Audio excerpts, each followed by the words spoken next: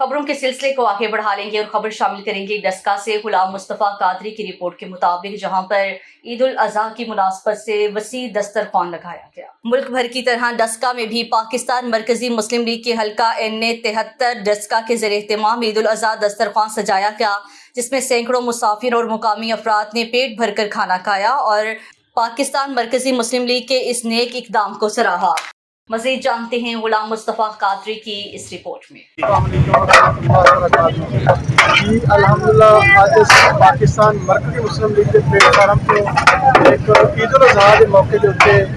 आम लोगों वास्ते एक वसी दस्तरखान का एहतमाम किया है, जिसे अल्हम्दुलिल्लाह डस्का के अंदर सिटी डस्का के अंदर हज़ारों की तादाद के अंदर लोग तशरीफ लाए हैं और उन्होंने ईद उल अजहा के मौके के उत्ते बेहतरीन अंदाज के नाल बैठ के खाना खाता है। अल्लाह ताला इन्होंने जज़ाए खैर अता फरमाए और पाकिस्तान मरकजी मुस्लिम लीग ने जज़ाए खैर अता फरमाए। इसी तरह पाकिस्तान मरकजी मुस्लिम लीग पाकिस्तान के हर शहर के अंदर एक दस्तरखान का एहतमाम किया है और ईद उल अजहा के मौके पर गरीब लोगों को याद रखा और उन्होंने वास्ते खाने का बंदोबस्त किया।